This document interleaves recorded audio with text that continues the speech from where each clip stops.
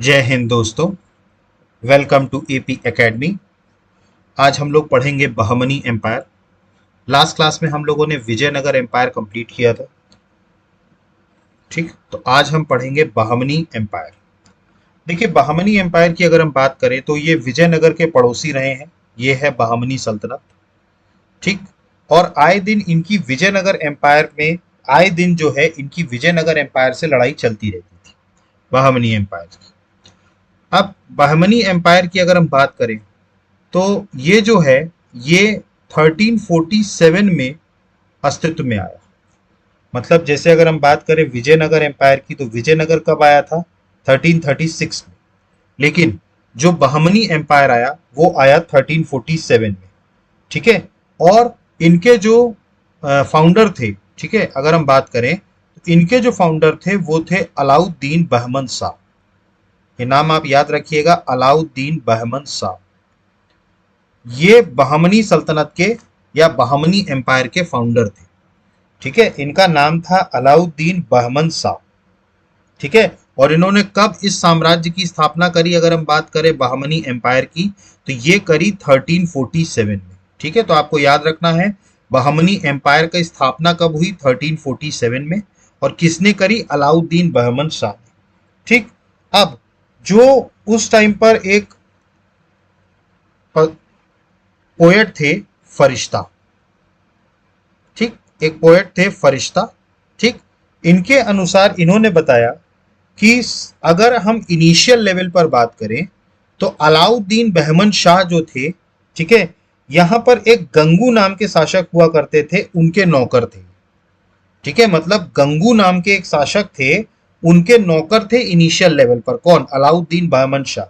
लेकिन बाद में जब ये सुल्तान बने, ठीक है, तो ये क्या कहने लगे? इन्होंने कहा कि ईरान के इस फिंदयार ईरान के इस फिंदयार के एक पुत्र थे जिनका नाम था बहमन शाह। देखिए, ईरान के एक ठीक है, ईरान के थे एक जिनका नाम क्या था? इस फिंदयार। ठीक है, इन्हीं के एक बेटे थे बहमन शाह। इन्होंने उसको अपना वंशज बताया। ठीक है, मतलब अपना वंशज किसको बताया?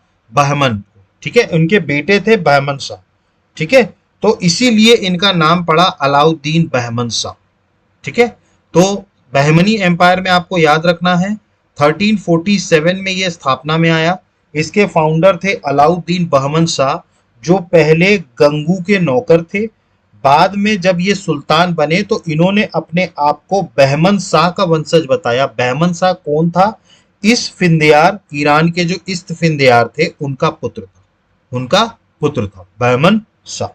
ठीक, तो इसमें बहमनी एम्पायर में अगर हम देखें तो from the last time of Muhammad bin Tughlaq, Alauddin Hasan Bahman Shah establish the independent Bahmani kingdom in South India in 1347 AD. मैंने आपको बताया कि मोहम्मद बिन तुगलक के ही टाइम पर सबसे ज्यादा डिसइंटीग्रेशन हुआ है दिल्ली सल्तनत का। आप देखें, अगर विजयनगर एम्पायर भी इन्हीं के समय में बना और इवन बहमनी एम्पायर भी किसके समय में बना? इन्हीं के समय में, 1347 एडी में। इसके बाद अगर हम बात करें तो इनकी जो शुरुआती तौर पर जो कैपिटल थी वो थी गुलबर्गा। ठीक है, तो आपको याद रखना है इनकी जो राजधानी थी वो क्या थी? गुलबर्गा। ठीक है, अगली बात करें, अकॉर्डिंग टू फरिश्ता, ठीक है, he was initially a servant of Gangu. ठीक है, मैंने आपको बताया गंगू के सर्वेंट हुआ करते थे, but before becoming the sultan he described himself as a descendant of Bahman Shah, the brave son of Isfandiyar of Iran. मैंने आपको बताया ईरान के जो इसफिंदयार थे उनका एक प्रतापी पुत्र था बहमन शाह। ठीक है, इन्होंने उसको अपना वंशज बताया था कि हम बहमन शाह के वंशज हैं, इसीलिए इनका नाम पड़ा अलाउद्दीन हसन बहमन शाह। ठीक है, तो आपको याद रखना है इंडिपेंडेंट बहमनी किंगडम के संस्थापक कौन थे? अलाउद्दीन हसन बहमन शाह। और कब हुआ? 1347 में। इसके बाद जो अगले बनते हैं इनके बाद सुल्तान, वो बने थे मोहम्मद शाह। ये मोहम्मद शाह का नाम आपने पहले भी सुना होगा। विजयनगर एम्पायर के जो राजा थे भुक्का फर्स्ट, इनका युद्ध हुआ था मोहम्मद शाह का उनके खिलाफ, और सबसे पहले गन पाउडर का इस्तेमाल किया था मोहम्मद शाह ने। मैंने आपको पढ़ाया था जब विजयनगर एम्पायर, तो मैंने आपको बताया था कि मोहम्मद शाह जो थे ये सबसे पहले शासक थे जिन्होंने गन पाउडर का इस्तेमाल किया।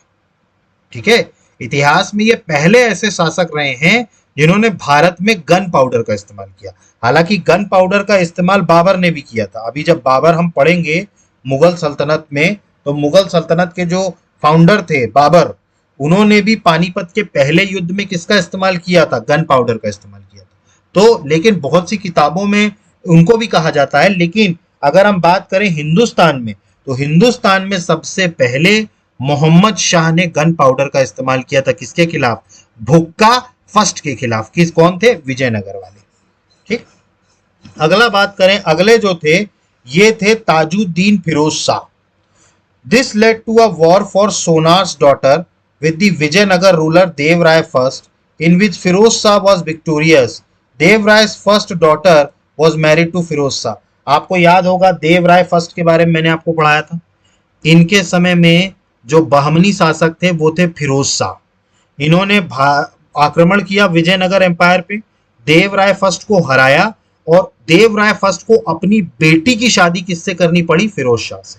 ठीक, और इस टाइम पर दहेज के रूप में देव राय फर्स्ट ने बहुत सारा सोना दिया था फिरोज शाह को। मतलब फिरोज शाह को इतना सारा सोना दिया गया था कि इनका जो वॉर, ये जो युद्ध हुआ था, इसका नाम ही पड़ गया था वॉर ऑफ सोनार्स बेटी, सोनार्स डॉटर, मतलब सोनार की बेटी का युद्ध। क्योंकि इतना ज्यादा सोना इसमें देव राय फर्स्ट ने दिया था फिरोज शाह को। ठीक है, फिरोज शाह उस वक्त कौन थे? बहमनी एम्पायर के सुल्तान थे, जिन्होंने किस पर आक्रमण किया था? विजयनगर पर। क्लियर हुआ? तो ताजुद्दीन फिरोज शाह समझ में आए आपको, मोहम्मद शाह के बाद थे। अगला अगर हम बात करें, अगले जो थे वो थे अहमद शाह। ठीक है, अहमद शाह के बारे में आपको याद रखना है, his reign was famous for justice piety, hence it was called Shah Wali और सेंट अहमद। देखिए, अहमद शाह का जो कार्यकाल था ये न्याय धर्मनिष्ठा हेतु प्रसिद्ध था। मतलब न्याय और निष्ठा, धर्म हेतु निष्ठा जो थी वो प्रसिद्ध था। इसी कारण से इसका नाम शाह वली या हम कहें संत अहमद कहा जाता था।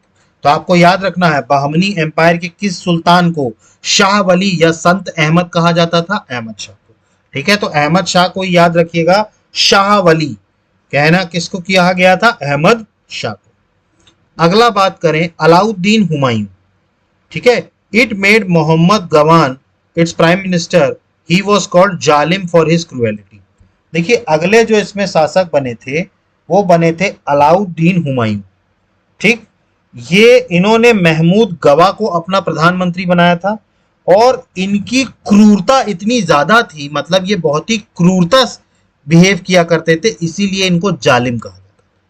इनको क्या बोला जाता था? जालिम कहा जाता था। तो आपको ये सारे छोटे छोटे पॉइंट्स याद रखने हैं। जालिम की उपाधि बहमनी एम्पायर के किस सुल्तान को मिली थी? अलाउद्दीन हुमायूं को। और शाह वली की? अहमद शाह को। ये सारे टाइटल्स आपको याद रखने हैं। ठीक है, तो अलाउद्दीन हुमायूं को क्यों कहा जाता था जालिम? क्योंकि ये बहुत ज्यादा क्रूएलिटी करता था। ठीक है, मतलब इसकी जो क्रूरता थी वो बहुत चरम पर थी, इसीलिए इसको क्या बोला जाता था? जालिम बोला जाता था, अलाउद्दीन हुमायूं को। अगला बात करें, अगले थे मोहम्मद थर्ड। ठीक है, it gave the title of Khwaja Jahan to Mahmood गवा। ठीक है, इन्होंने महमूद गवा को ख्वाजा जहां का टाइटल दिया था। इन 1482 Mahmud Gawan was hanged by the court instigating Mohammad third. देखिए, मोहम्मद थर्ड ने, इन्होंने महमूद गवा को ख्वाजा जहां की उपाधि दी, लेकिन दरबारी ने मोहम्मद थर्ड को उकसाकर 1482 में महमूद गवा को फांसी दिलवा दी।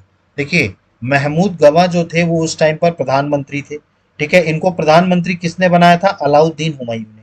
अब कुछ लोग जो थे वो महमूद गवा से बहुत ज्यादा चिढ़ते थे, क्योंकि एक तो उनको प्रधानमंत्री बना दिया गया था, ऊपर से उनको ख्वाजा जहां की खिताब दे दी गया।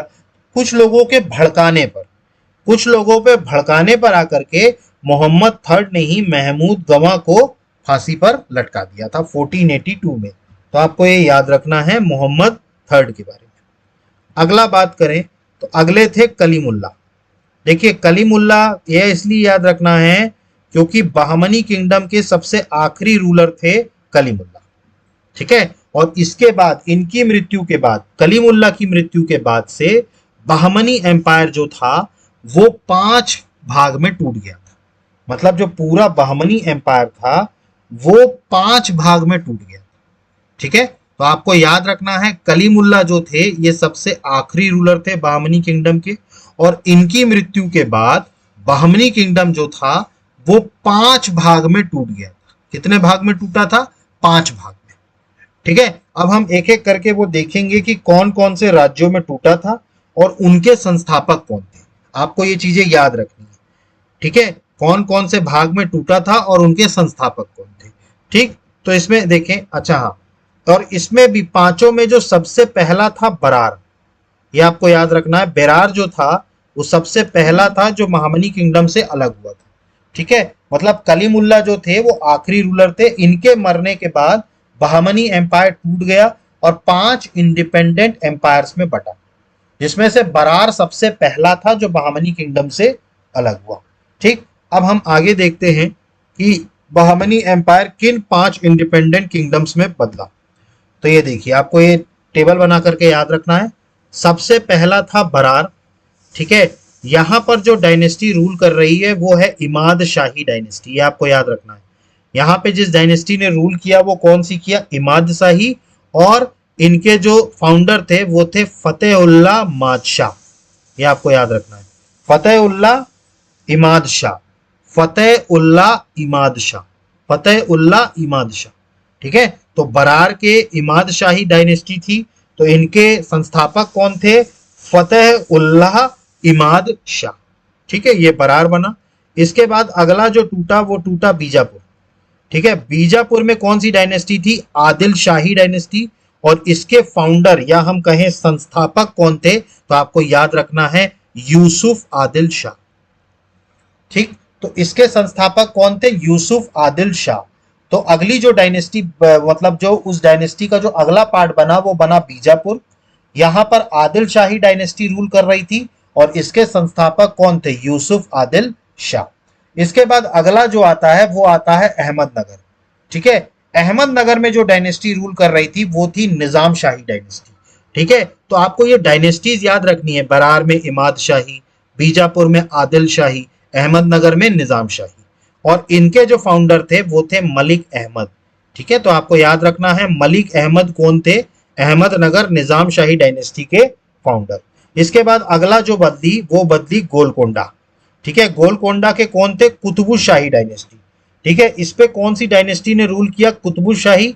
और इनके जो फाउंडर थे वो थे कुली कुतुब शाह। ठीक है, तो कुली कुतुब शाह जो थे वो इनके संस्थापक थे, किसके? कुतुब शाही डायनेस्टी के। और ये किसके थे? गोलकोंडा के। ठीक है, तो जो चौथा इंडिपेंडेंट किंगडम बना वो कौन सा बना? गोलकोंडा। इसके बाद जो आखिरी बनता है वो बनता है बिदर। ठीक है, तो आपको याद रखना है बिदर। और बिदर में जो डायनेस्टी थी वो थी बरीद शाही डायनेस्टी और इनके जो फाउंडर थे वो थे आमिर बरीद। ठीक है, तो आपको याद रखना है बरीद शाही डायनेस्टी कहां थी? बिदर में। और इसके फाउंडर कौन थे? आमिर बरीद। ठीक, तो ये 5 इंडिपेंडेंट किंगडम्स में बहमनी एम्पायर बटा था। सबसे पहला बरार था जिसके डायनेस्टी कौन सी रूल कर रही थी? इमाद शाही। और इनके थे फतेहुल्ला इमाद शाह। बीजापुर आदिल शाही डायनेस्टी यूसुफ आदिल शाह। अहमदनगर निजाम शाही डायनेस्टी मलिक अहमद। गोलकोंडा कुतुब शाही डायनेस्टी कुली कुतुब शाह। बिदर बरीद शाही डायनेस्टी आमिर बरीद। ठीक, तो ये 5 इंडिपेंडेंट किंगडम्स थे बहमनी एम्पायर के। क्लियर? तो यहां पर आकर के हमारा बहमनी एम्पायर कंप्लीट होता है। ठीक, आई होप कि आपको सारी चीज समझ में आ गई होगी। देखिए बहमनी साम्राज्य जो था वो बहुत छोटा था। ठीक है, इसलिए क्विकली ये कंप्लीट हो गया। देखिए इसमें 2-3 पॉइंट्स ही आपको याद रखना है। एक तो कुछ सुल्तानों के जो टाइटल्स थे, ठीक है, जैसे क्रूरता के लिए जालिम किसको बोला जाता था? अलाउद्दीन हुमायूं को। ठीक है, शाह वली किसको कहा गया? अहमद शाह को। ठीक है, फिरोज शाह, देव राय फर्स्ट के खिलाफ युद्ध किसने किया था? फिरोज शाह ने। ठीक है, तो ऐसे आपको याद रखना है। गन पाउडर का सबसे पहले इस्तेमाल किसने किया था? तो वो भी किसने किया था? फिरोज शाह ने। ठीक, ठीक है, मोहम्मद शाह ने, I am sorry, Mohammad Shah ने सबसे पहले क्या किया था? बारूद का इस्तेमाल किया था या गन पाउडर का। और ये 5 इंडिपेंडेंट डायनेस्टीज जो थी, ये आपको याद रखना है, कौन कौन सी डायनेस्टी पे कहाँ कहाँ कौन कौन रूल कर रहा था। ठीक है, देखिए यहां पर आकर के हमारा बहमनी एम्पायर खत्म हो गया। अब हमारा मिडविल हिस्ट्री में सिर्फ और सिर्फ मुगल डायनेस्टी बचा है। अब देखिए यहां पर एक्चुअली थोड़ा सा मिक्सअप होगा। मिक्सअप इस तरीके से होगा कि अब हम मॉडर्न की तरफ जा रहे हैं। ठीक है, अभी तक हमारा मेडिवल हिस्ट्री चल रहा था। अब जो हम मुगल डायनेस्टी पढ़ेंगे, इसमें आधी डायनेस्टी मॉडर्न हिस्ट्री में काउंट की जाती है। मतलब अगर हम बात करें आधी डायनेस्टी की, तो हाफ डायनेस्टी जो है वो मॉडर्न हिस्ट्री में काउंट की जाती है और हाफ जो है वो मेडिवल हिस्ट्री में काउंट की जाती है। तो इसको इस तरीके से हम पढ़ेंगे। देखिए जैसे कि अगर हम बात करें मराठाओं की, ठीक है, अब हम मराठाओं को भी पढ़ेंगे। ठीक है, इसके अलावा सिख किंगडम को भी हम पढ़ेंगे। ठीक, तो इसमें कुछ पार्ट जो है वो मॉडर्न हिस्ट्री में आता है और कुछ पार्ट जो है वो मिडिवल हिस्ट्री में आता है। तो हम क्या करेंगे, हम पूरे एम्पायर को एक साथ पढ़ेंगे। मतलब अगर हम मुगल्स पढ़ रहे हैं तो मुगल्स पूरा कंप्लीट करेंगे। पूरा मतलब शुरुआत से लेकर के अंत तक। ठीक, मतलब अगर हम शुरुआत करेंगे बाबर से, तो हम खत्म कहां करेंगे? बहादुर शाह जफर, 1857 तक पूरी मुगल डायनेस्टी पढ़े। अब इसी बीच पैरेलल में मराठास भी रहेंगे, पैरेलल में सिख भी रहेंगे, पैरेलल में ब्रिटिशर्स भी रहेंगे। लेकिन हमें क्या करना है, एक सीक्वेंस में पूरी एक डायनेस्टी को खत्म करना है। जैसे अगर हम मराठा शुरू करेंगे, ठीक है, तो मराठा की शुरुआत से लेकर के और अंत तक पूरा पढ़ेंगे मराठास। ठीक है, तो शुरुआत से लेकर के, मतलब अगर हम बात करें तो शिवाजी से लेकर के और बाजीराव सेकंड तक पूरा हम कंप्लीट करेंगे। ठीक है, तो ऐसे ही हम सिख भी पढ़ेंगे। ठीक है, ऐसे ही हम बंगाल भी पढ़ेंगे। बंगाल में जो सिराजुद्दौला थे, उनके भी साम्राज्य के बारे में हमें पढ़ना है। तो सबसे पहले तो इसीलिए पैरेलल में ये सारी चीजें चलती रहेंगी। ठीक है, ये सारी चीजें क्या चलती रहेंगी? पैरेलल में चलती रहेंगी। लेकिन हम क्या करेंगे, हम जैसे एक ही डायनेस्टी को पकड़ेंगे तो हम उसको पूरा पढ़ेंगे। जैसे अब हम जो अगला टॉपिक पढ़ने वाले हैं वो पढ़ने वाले हैं मुगल एम्पायर। ठीक है, तो हम मुगल एम्पायर को पूरा कंप्लीट करेंगे, पूरा कंप्लीट करेंगे, और उसके बाद ही हम किसी और डायनेस्टी में जाएंगे। अब इसी दरमियान हम मॉडर्न हिस्ट्री में भी एंटर कर जाएंगे, लेकिन हमें यह ध्यान रखना है कि हमें पहले मुगल एम्पायर पूरा पढ़ना है। ठीक, क्योंकि अगर हम बात करें मुगल एम्पायर की, तो मुगल एम्पायर भी दो भाग में बटा है। एक पीरियड है 1526 से लेके 1707 तक। ठीक है, और एक पीरियड है 1707 से लेकर के 1857 तक। मुगलों के दो पीरियड रहे, एक 1526 से 1707 तक और एक 1707 से 1857 तक। तो ये जो 1707 से 1857 तक का पीरियड आता है, ये मॉडर्न इंडिया में आता है। ये किस में आता है? मॉडर्न इंडिया में। ठीक है, और 1526 से लेके 1707 तक का जो पीरियड आता है, ये किस में आता है? ये मिडिवल हिस्ट्री में आता है। ठीक, तो आपको ध्यान रखना है। ठीक है, तो हम क्या करेंगे, एक साथ ही पढ़ेंगे। ठीक है, तो मेडिवल के साथ साथ हम मॉडर्न में भी क्या कर जाएंगे, एंटर कर जाएंगे। क्लियर हुआ? ठीक, तो यहां तक किसी को डाउट हो तो प्लीज कमेंट बॉक्स में मेंशन कीजिएगा। अदरवाइज आप हमारे चैनल को लाइक कीजिए, सब्सक्राइब कीजिए और मैक्सिमम से मैक्सिमम शेयर कीजिए। So guys, thank you, have a good day, जय हिंद, नमस्कार।